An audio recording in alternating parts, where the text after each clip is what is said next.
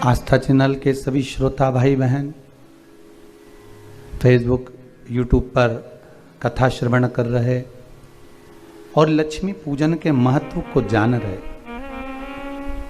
सभी श्रोता भाई बहन को दीपोत्सव की, दीपावली की पावन बहुत बहुत बधाइयाँ। आप सभी के घर में माता लक्ष्मी सदा विराजमान रहे, आपका जीवन सदा सार्थक रहे। वैभव, धन, दौलत, संपदा, सत्ता और भगवान की भक्ति आपके जीवन में हमेशा बनी रहे। 5 दिवसीय पूजन आप नित्य धनतेरस से चौकी लगाकर, लीप कर, पोंछ कर, थाली रख कर, उसमें जो चांदी का सिक्का और या अपना सिक्के का जो पूजन कर रहे हैं वह निरंतर 5 दिवस तक अपने को करना और उसका स्मरण।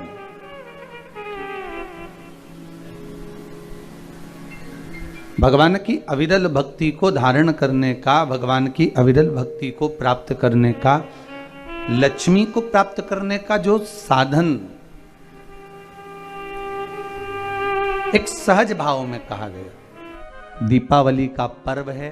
घर में जब शाम के समय आप लक्ष्मी का पूजन कर रहे हो, भगवान शंकर का अनुमोदन कर रहे हो, भगमाता लक्ष्मी को अपने घर में प्रवेश करा रहे हो, तो नमः शिवाय पंचाक्षर मंत्र का स्मरण करिए, श्री शिवाय नमस्तुभ्यम का स्मरण करिए, श्री गणेश जी महाराज का स्मरण करिए और तब लक्ष्मी की पूजन करने बैठिए।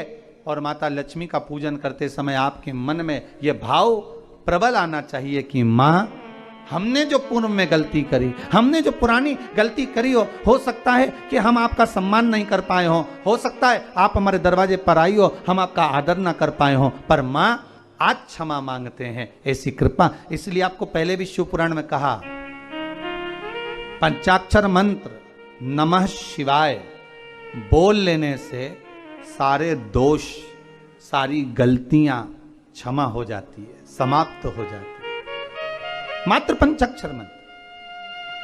और आप अगर भगवान भूत अधिपति भगवान शंकर का स्मरण कर कर, पंचाक्षर मंत्र का स्मरण कर कर अगर आप पूजन में बैठ रहे हैं, लक्ष्मी पूजन कर रहे हैं, तो ये पक्का है अगर हमसे कुछ त्रुटि हो भी गई तो भगवान भोलेनाथ उसको क्षमा कर देंगे। और माता से निवेदन करना, हे लक्ष्मी मैया, हे वैभव लक्ष्मी, हे माता अष्टलक्ष्मी, हे माँ संतान लक्ष्मी, धान्य लक्ष्मी, वैभव लक्ष्मी, प्रतिष्ठा लक्ष्मी, यश लक्ष्मी, कीर्ति लक्ष्मी, आरोग्य लक्ष्मी, संतान लक्ष्मी, हे माँ ऐसी कृपा करिए, आप हमारे घर से रुष्ट होकर ना जाइएगा।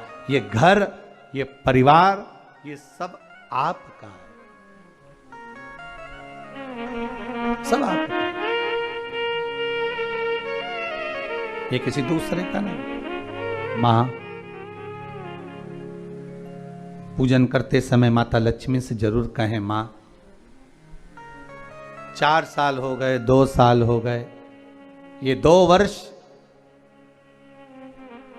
ये वर्ष जो बेकार निकल गए हैं, मां हो सकता है आप हमसे रुष्ट हो गई हो, पर आज क्षमा मांगकर अपने घर में आप प्रवेश करिए। मां आइए हमारे घर में, आप पधारिए। मां महाराज, दीप एक बेलपत्री के नीचे, एक आंवले के नीचे, एक पीपल के नीचे लगाने जाते।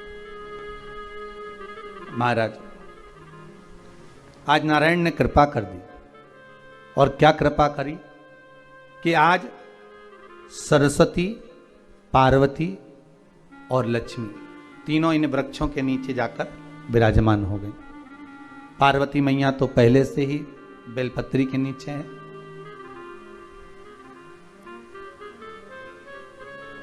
स्वयं सरस्वती मैया, लक्ष्मी मैया आंवले और पीपल के नीचे विराजमान हो गए। अब आज तीनों देवियों में बात हो रही है, आज तीनों देवियों में चर्चा हो रही है कि यदि आज अगर कोई दीप लगाने आया और पहला दीप जिसका लगेगा तो ये पक्का है कि मैं लक्ष्मी उसके घर में प्रवेश करूंगी।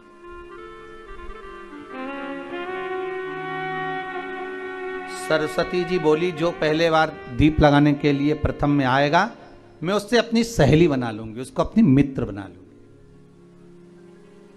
पार्वती जी बोली, जो प्रथम दीप लगाने आएगा, पार्वती जी कहती हैं मैं भगवान शिव से कहकर उनका कल्याण करवा दूं। देखिए, सुख दुख तो जीवन में चलता रहता है। आज सुख है, कल दुख है, फिर दुख है, फिर सुख है। ये जीवन में चलता रहता है। भगवान ने दिया, हो सकता है पूर्व में आपके पास में खूब धन होगा, वैभव होगा, सत्ता होगी, फैक्ट्री। 3 दिन से आप पाटा लगाकर पूजन कर रहे हो। आज भी दीपावली का पूजन भी आपको ऐसे ही करना है। जितना पूजन आप हर साल करते हो, आपके घर में ब्राह्मण देवता आकर जिस तरह से पूजन कराते हो, ब्राह्मण नहीं भी आते तो आप जिस तरह से पूजन करते हो, उसी तरह से आपको पूरा की पूरा वैसा की वैसा ही क्रम लगाना है। पर जो पूजन आपने धनतेरस पे करी, रूप चौदस पर करी, वही थाली आज फिर पहुंचकर पाटे पर लाल वस्त्र बिछाकर, चौरंग पर लाल वस्त्र बिछाकर उस थाली को रखना है। उसी थाली जैसे आपके यहां के ब्राह्मण पूजन बताते हो वैसी पूजन करो। और अगर ब्राह्मण आपके यहां नहीं आते पूजन कराने, आप स्वयं करते हो तो जैसा करते आए हो, आपके पूर्वज जैसा बताते हो, आपकी सास जैसी बताती हो, आपके ससुर जैसा बताते हो, आपके जेठ जेठानी जैसा बताते हो, आपके घर के बड़े बुजुर्ग जैसा बताते हैं, वैसी पूजन करो।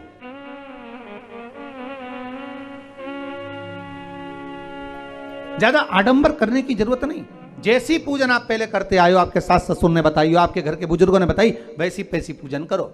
बस इतना जरूर याद रखना कि घी का दिया और तेल का दिया, ये दोनों दीप दीपावली के दिन रात्रि को अखंड जलना चाहिए। एक रात्रि अखंड जले।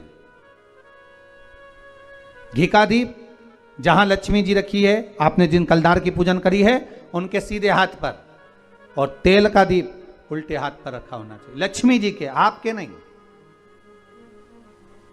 वही रोली, मौली, चंदन, अबीर, गुलाल, मेहंदी,